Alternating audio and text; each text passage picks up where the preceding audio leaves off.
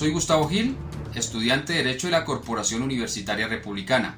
En esta oportunidad y para el consultorio jurídico número 3 hablaremos de la injuria y la calumnia. En esta época de protestas, de pandemia y de medios digitales, cuando el mundo está más globalizado, nos hemos acostumbrado a oír que la gente dice cualquier cantidad de improperios contra cualquier persona sin importar que se está frente a un delito.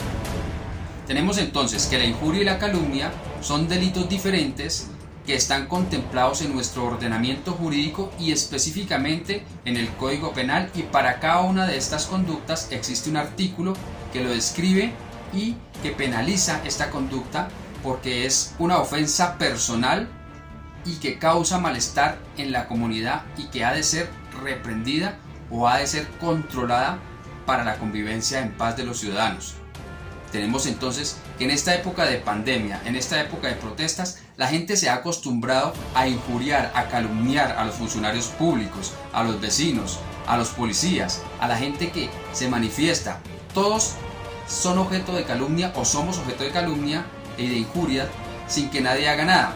Puede ser o es posible que no se haga nada porque se desconoce esta normatividad que es antigua pero que realmente no se aplica por desconocimiento de las personas. El legislador ha tenido a bien defender en su título quinto del Código Penal la integridad moral.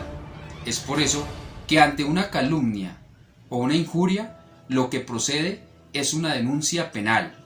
Se debe denunciar. Obvio, esto está sujeto a retractación, pero no se puede confundir la denuncia con la demanda. Antes de seguir, clarifiquemos qué quiere decir o de qué se trata la injuria. Entonces tenemos que la injuria es la intención maligna de perjudicar a otra persona, a otro ser humano, y se define como un agravio, una afrenta, una ofensa que se hace de palabra o de obra.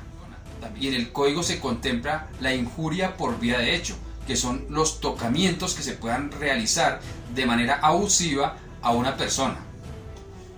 El componente de la calumnia o la definición de la calumnia está encaminado a imputar falsamente un tipo penal o un delito a una persona sin tener pruebas, sin tener conocimiento de que esta persona lo haya cometido, sino con solo la intención maliciosa y dañina de dañar la reputación y el buen nombre de aquella. Esta es la calumnia.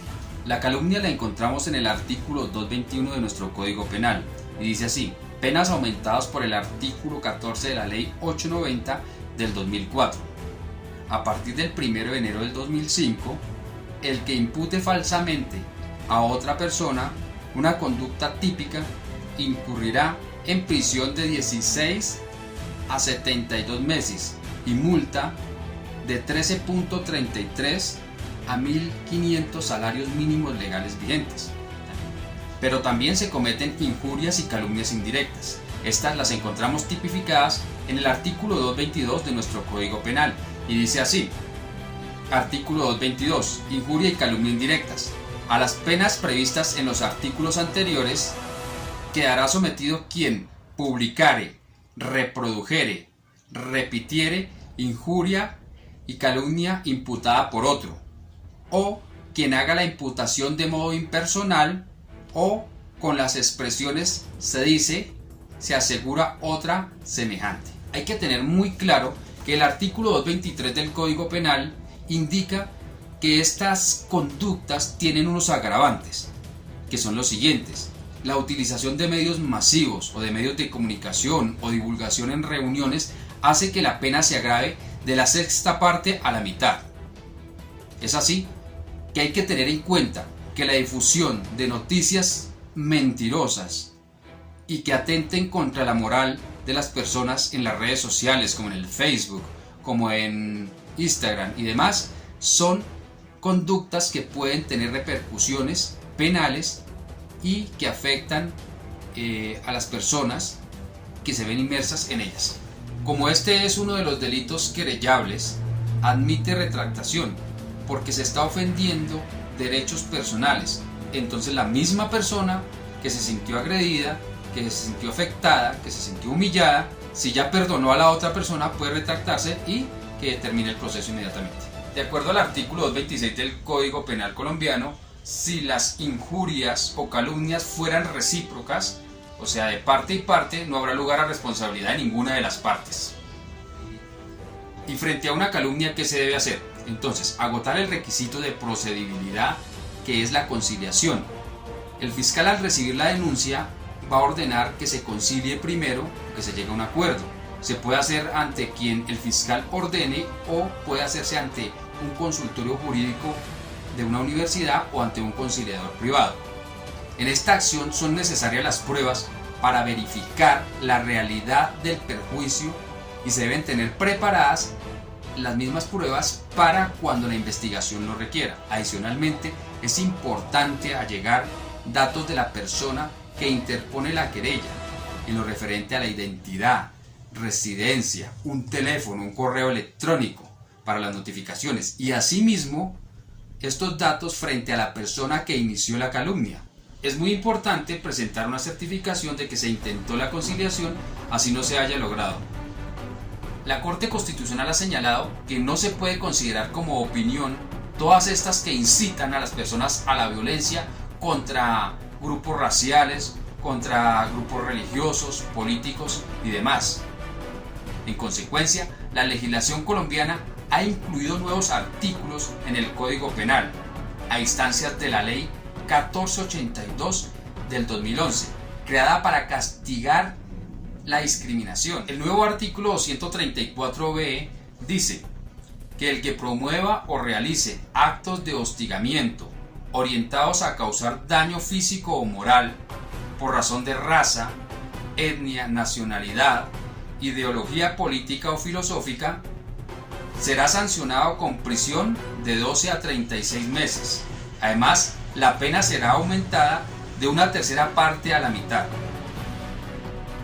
Esto nos permite saber que el derecho a la libre expresión no es absoluto, que hay unos límites y que esos límites no se pueden transgredir incurriendo en injuria o en calumnia, porque estamos viendo que en las redes sociales la gente se está acostumbrando a hablar maliciosamente de otras personas, de funcionarios públicos, de los vecinos, de los amigos, de las exnovias, de los exnovios, causando daños y perjudicando su prestigio, la reputación y todo lo que se ha construido a lo largo de una vida.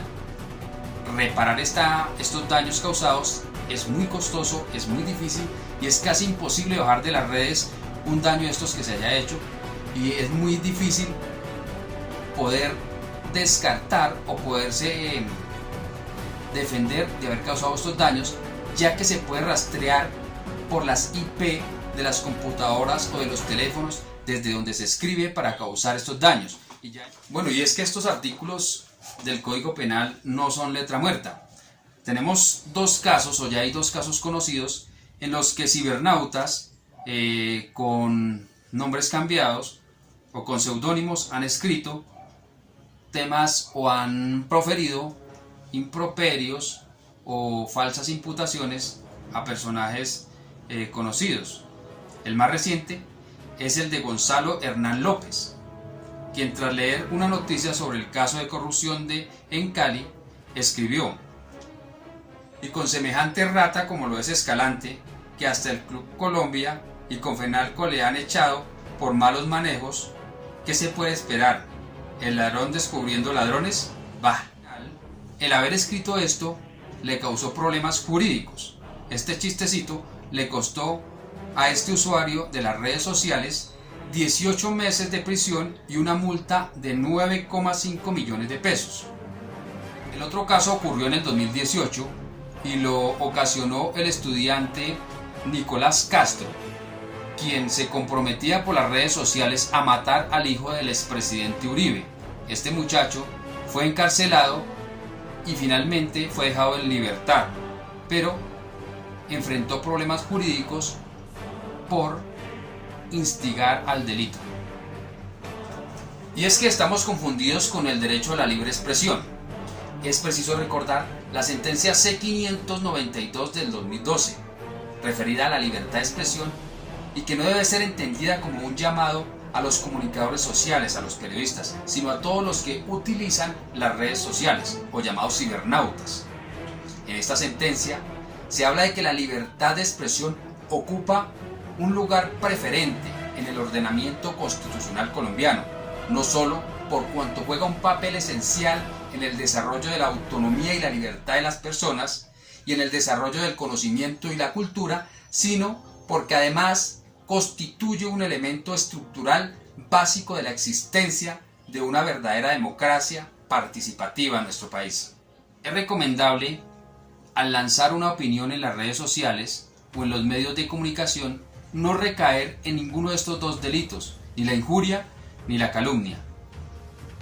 Primero, se recomienda a los medios de comunicación, se recomienda a los periódicos hacer una investigación exhaustiva y no obedecer a la parte mediática de la noticia, porque ahí es donde se incurre y donde se motiva al odio, en donde se motiva a la discriminación, porque no se concretan los hechos, sino con pareceres o con otras noticias falsas se arman notas que tienen tendencia a causar malestar en la sociedad y repudio hacia ciertos grupos sociales, ciertas entidades del Estado, con lo cual nos conlleva una violencia exacerbada en los últimos tiempos.